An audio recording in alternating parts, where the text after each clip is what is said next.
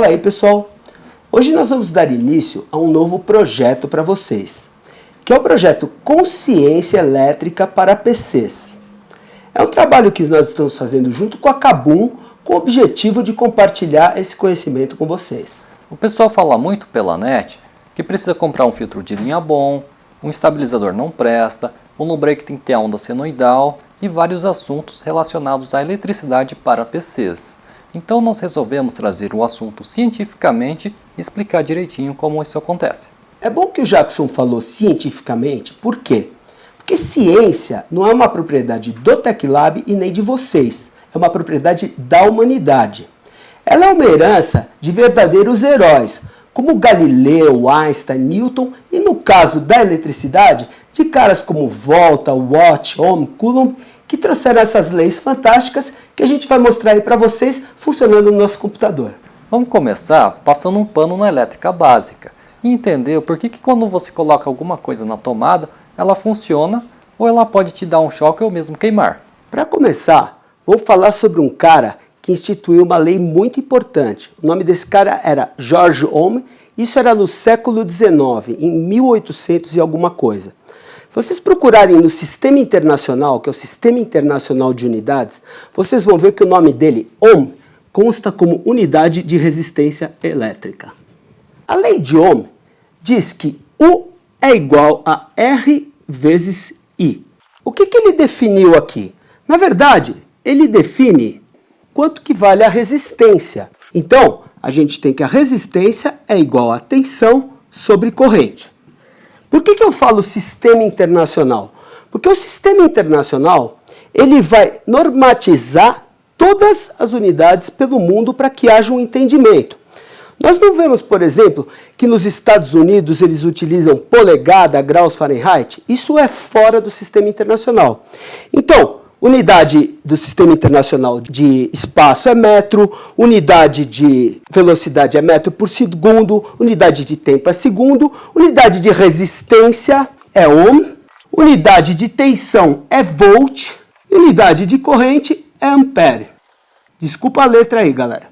Essa lista é muito extensa. Eu tenho aí força com Newton, carga elétrica em Coulomb, ela é uma lista tremenda.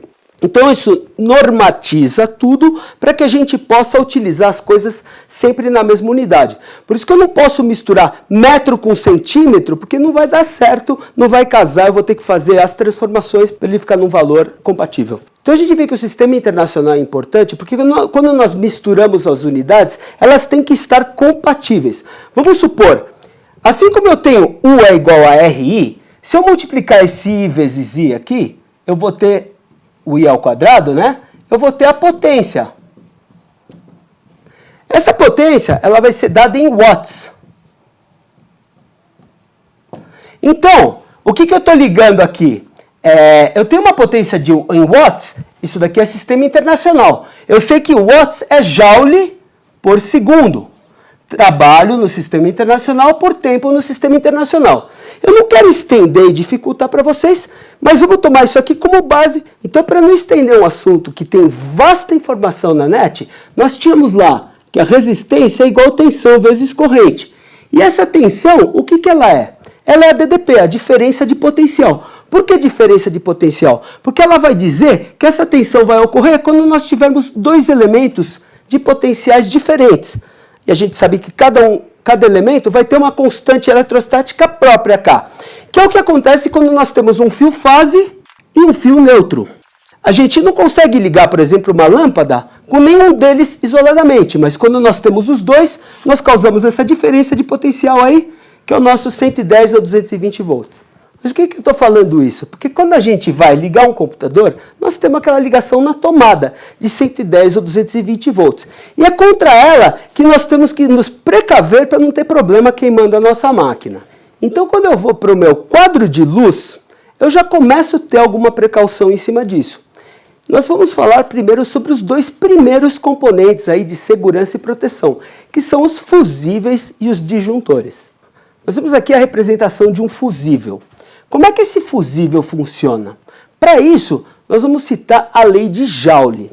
Joule percebeu que quando a corrente passa por um condutor, a energia elétrica se transforma em energia térmica.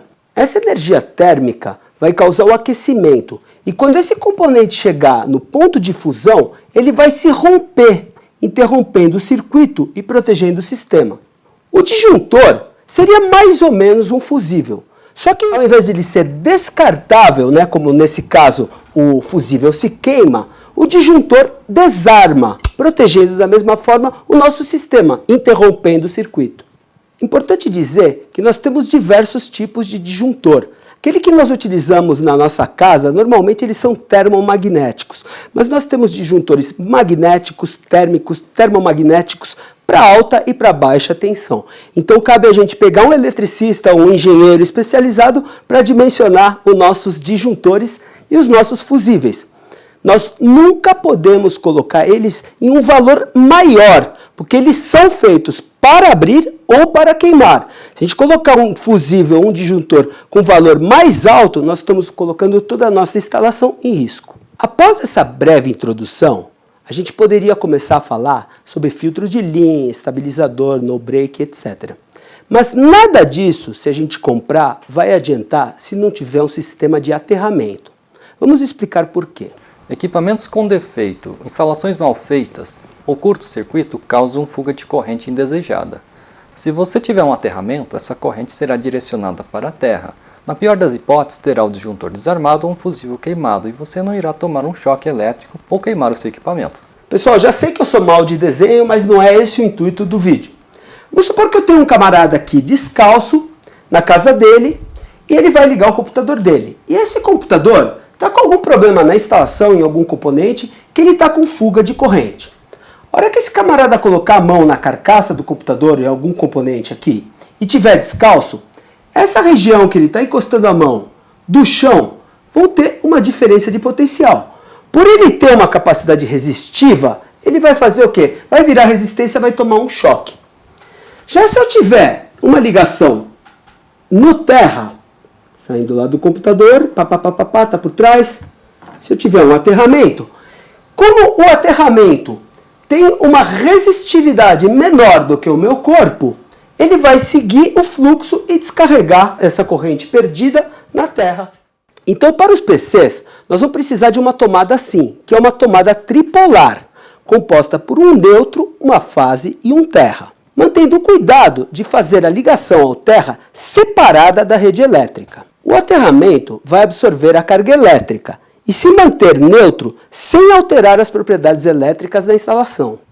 Temos no vídeo um sistema comum e básico, que dá para ter uma boa ideia. Nós temos uma barra de cobre enterrada, interligada a ela um fio que é o fio terra. Por ele será conduzida a descarga. Esse fio vai capturar a energia elétrica que pode ter se desviado em equipamentos defeituosos, instalações inadequadas e até descargas atmosféricas. E vai proteger os equipamentos e principalmente as pessoas de choques elétricos. Apesar de simples e fácil, existem normas e procedimentos para se instalar um sistema de aterramento e nós precisamos segui-los. Para saber se está funcionando tudo em ordem, nós temos um equipamento que se chama terrômetro. Ele mede a resistência de aterramento e verifica se as condições estão adequadas. Mas nós recomendamos um profissional habilitado para fazer esse tipo de instalação. Agora que nós falamos sobre assuntos periféricos que envolvem uma instalação elétrica, nós podemos falar sobre filtros de linha, estabilizadores, no breaks e outros dispositivos de proteção.